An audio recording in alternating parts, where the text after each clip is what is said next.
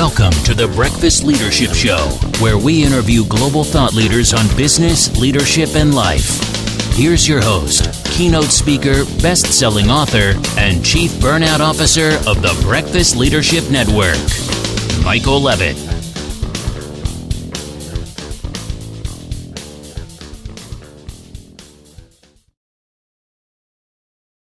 Welcome back. I've got Lia Garvin on the line. Lia, how are you? I'm doing good. Thank you. I'm really looking forward to this conversation. Thank you so much for being on the show. Why don't you share a little bit about you, and then we'll dive into the conversation.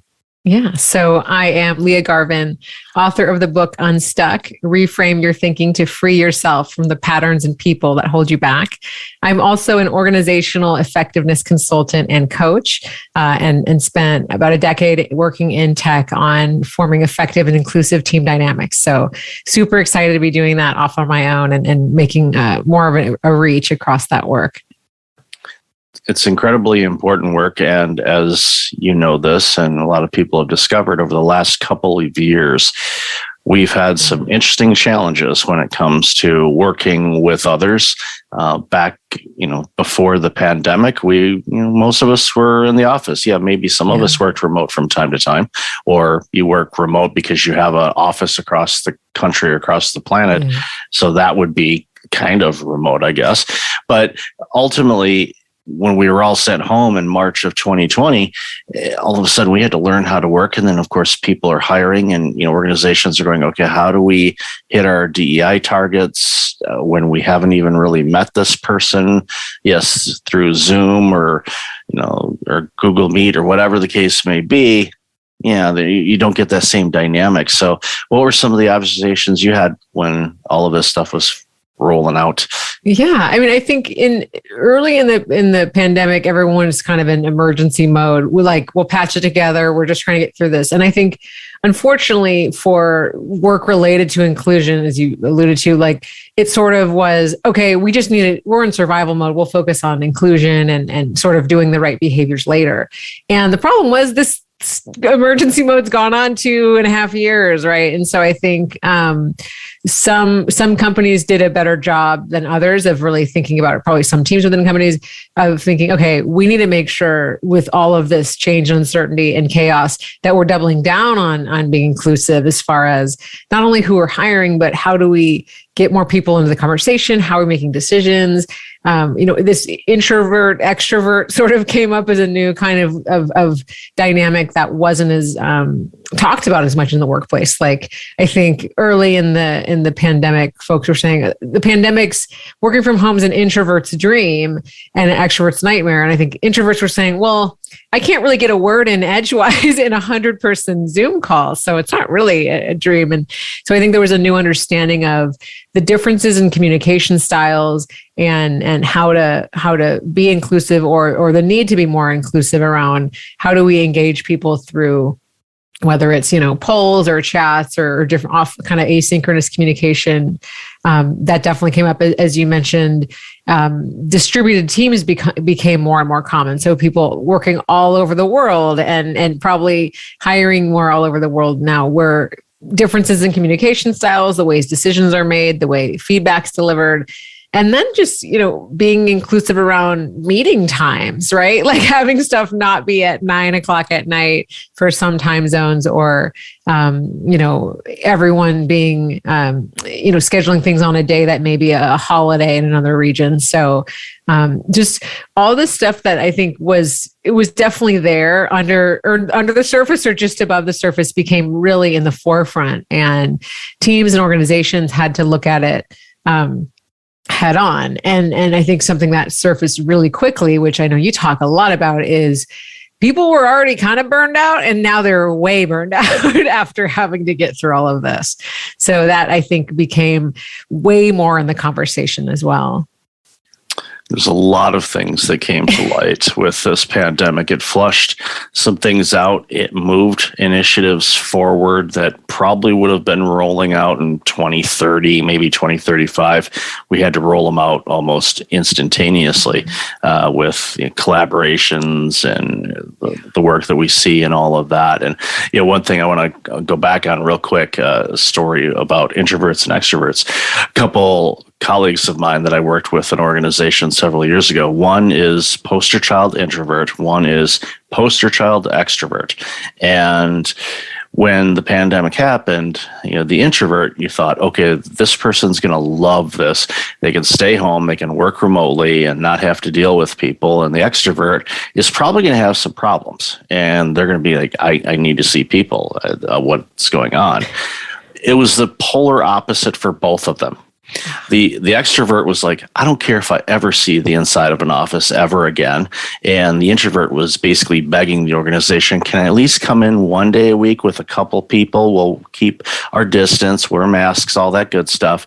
I just need to see people. So it was like, okay, well, completely misdiagnosed that assessment of those people. But that's what we found out is the dynamics of humans in our varying ways of interaction, and what we need is what is going to make work really interesting over the next few years as organizations try to design things that can meet the needs of everybody and not the quintessential classic square box type of here it is type of thing. Because I think in many situations, there's a lot of people that just are not interested in going back to that type of work environment. There are, of course, some that thrive in that environment. And I think we'll have varying degrees of what work looks like across the spectrum. But ultimately, just figuring out what makes sense for the organization, its people.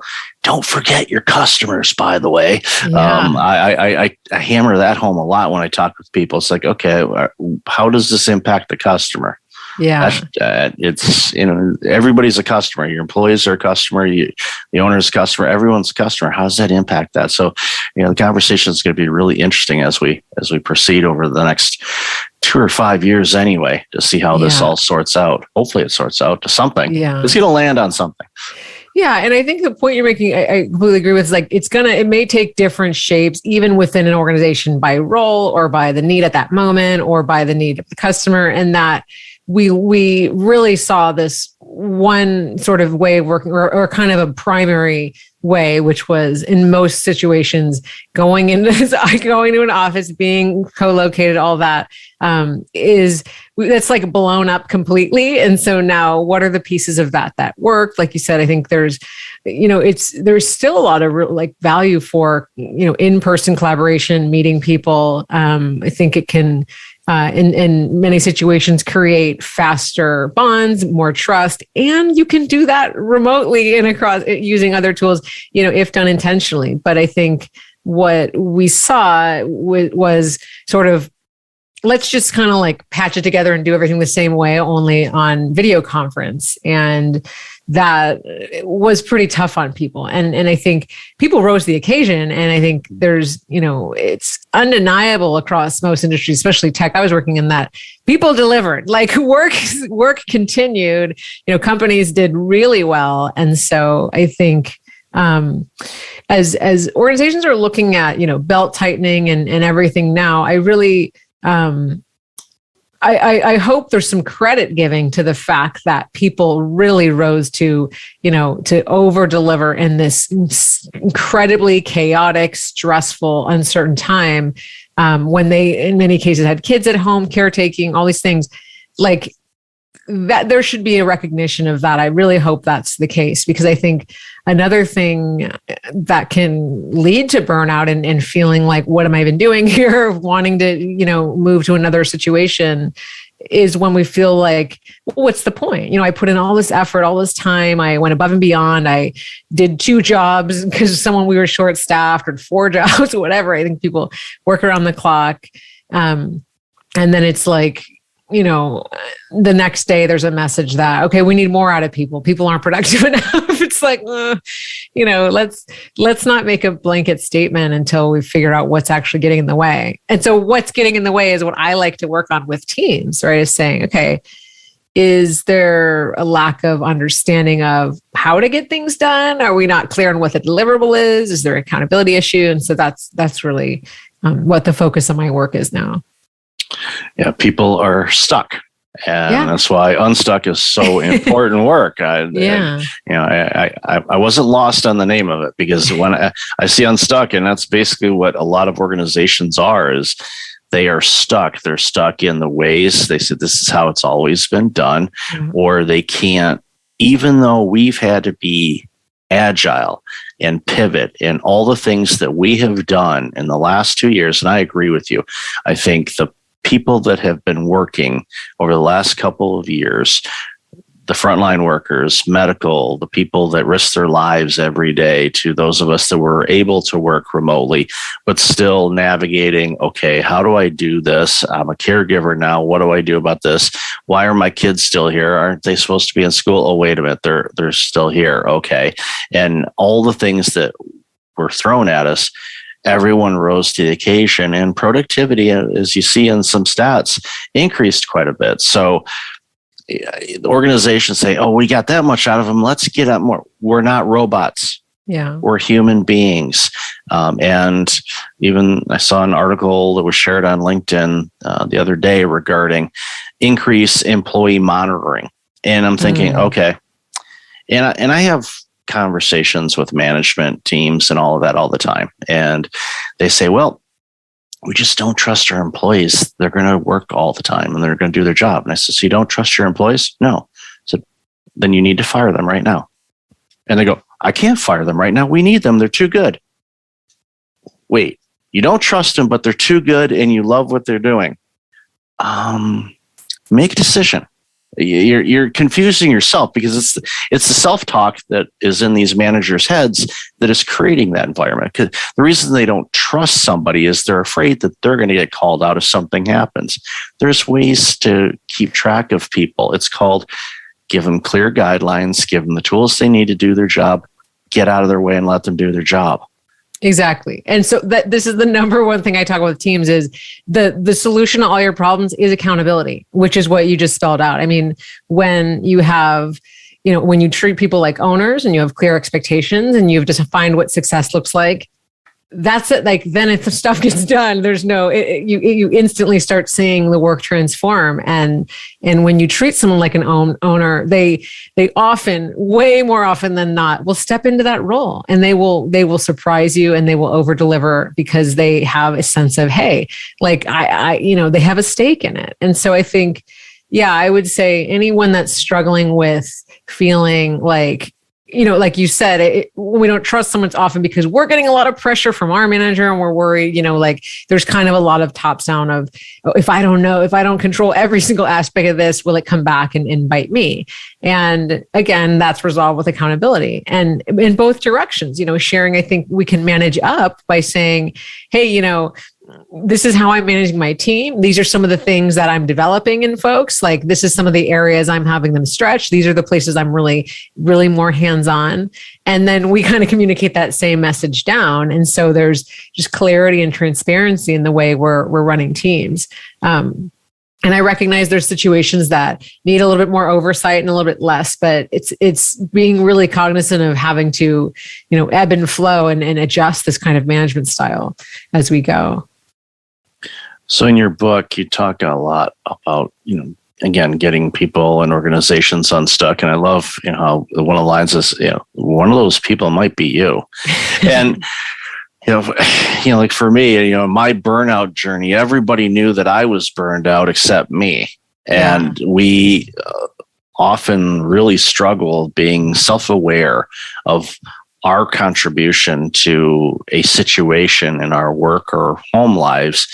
And if we took a step back and looked, we'd go, okay, now what? So when you're writing the book, is there a particular chapter or section that really, this is like trying to ask you to pick your favorite kid kind of thing. They're all my favorites, but there's is there one section that you're like, okay, this is the one where if people get this is going to have a tidal wave of positive impact across organizations across the globe? Is there a section or part that you're really proud of? Yeah, I mean, I would say for individuals and teams, I would say it's two different pieces. And so for, the book is, it explores the first and foremost, the reasons that women can get stuck, because that's my experience, what I, the kind of how I navigated the workplace. But then I think it's the solutions that I share are practical to anybody. But I think the specific situation working as a woman in the corporate world or workplace in general is, being subject to all of these biases and double standards and stereotypes throughout your whole life, that then when you enter the workforce, you're like, well, hey, like I'm supposed to be this, but not this, and this other thing and not this. And in one situation I'm right, one situation I'm wrong, that we can start to, form a lot of limiting beliefs about what we can do, what we should do, what we shouldn't do. And that's where I think we can start, over identifying with these beliefs can start getting in our way. And so I think the most, a place that I've done the most coaching and mentoring and personal growth around was reframing how our beliefs around talking about our work and our impact. And I think a lot of folks that sort of were socialized to think good work gets noticed, keep your head down, don't say anything. Like the product of that is you are kind of invisible in your organization, or you feel undervalued, or you feel overlooked, or you don't get chosen for a high impact opportunity.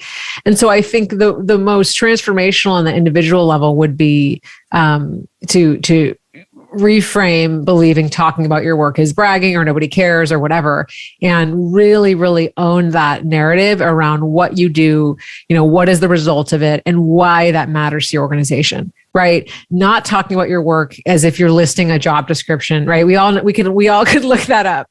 No, not talking about your work just in the success of your organization, because again, that's like knowledge anybody can find, but really connecting the dots. Like, this is my superpower. Here's what that resulted in my team. And this is how it moved forward the agenda of the organization.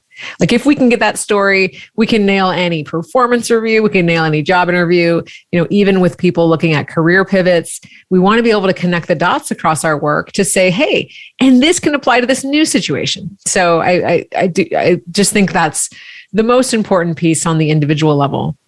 And then on the team level, it's definitely reframing accountability. So I just talked about that. I mean, I think if we can empower organizations to treat their teams as owners, so reframing accountability from feeling like it means punishment or blame or tops down, hierarchy, micromanagement, to ownership, and then set clear expectations, you will see your teams transform.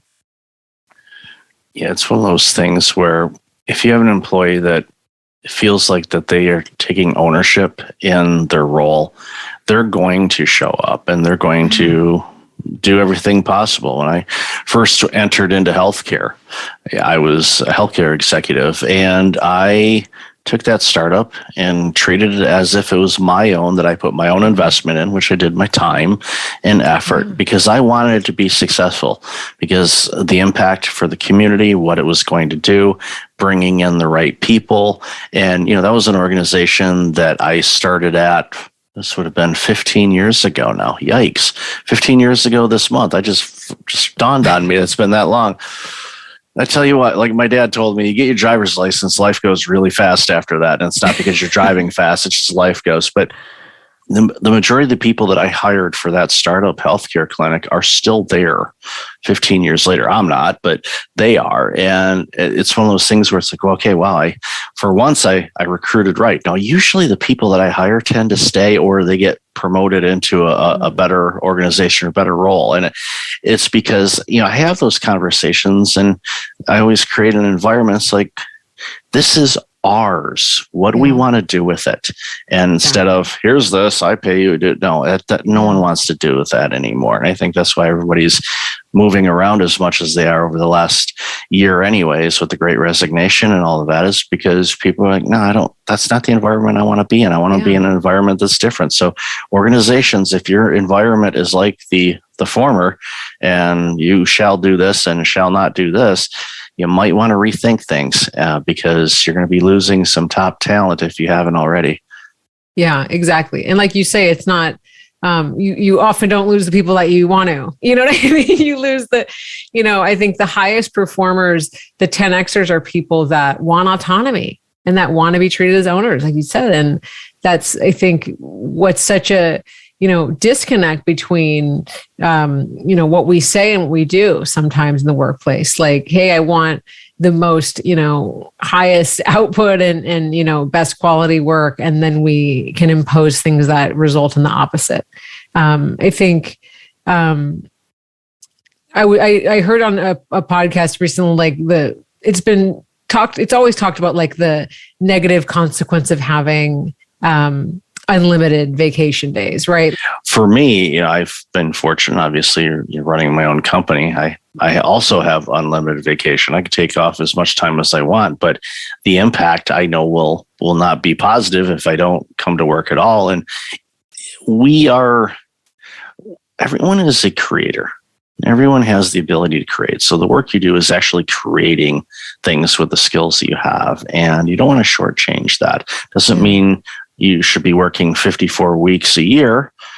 For those of you that don't know, 52 weeks is the normal. It's a weird example. But at the end of the day, yes, you need to take time off and take time off that makes sense. But if you're all in this ownership type of environment, then basically you're going to feel accountable. Yeah. And I know that's a big hammering point that you make in the book. You're going to feel accountable to your owner partners, which is another way to say coworkers and employer, because you're going to want to do well and you're not going to want to miss things. So it's ebbs and flows, and you have to figure out what makes sense for you and for your team as well. Yeah, exactly. And I think the example I was thinking of, I remember as you were sharing, it was assuming when you have unlimited like sick time or things like that people are taking advantage. And it's, when in companies, when you went from unlimited to fixed amount of times, people actually take more because they feel like, hey, this person didn't trust me to manage my own time. And I think, as you're saying, if we all know what the expectations are, what success looks like, how to advance in our careers, then there's many situations where we can do that on our own timetable. Like if it's not getting in the way of, the ball moving forward across team. I think it's when we have teams that are very interdependent and they require, a lot of handoffs, then that should be done within figuring out what's the right setup. But, if you figure out how to get everything done to take a 4-week vacation, then that's awesome. Or every Friday, because you have, you get your work done in the other 4 days, or whatever hours that you're working because you're more productive in certain hours of the day. Once we really find, okay, we're all really clear on what success looks like, then there should be a world where everybody can be way more flexible. And I think a lot of the conversation on flexibility, especially from folks like Adam Grant, organizational psychologist, is that flexibility goes beyond, physically where I work, right? I think that's where it sort of started, the conversation of, flexible work is hybrid or work from home, but it has to do with, a lot more. The times we work, we just talked about vacation, sick policy. It has to do with, synchronous versus asynchronous communication. There's a lot of different ways that we can bring that in the fold.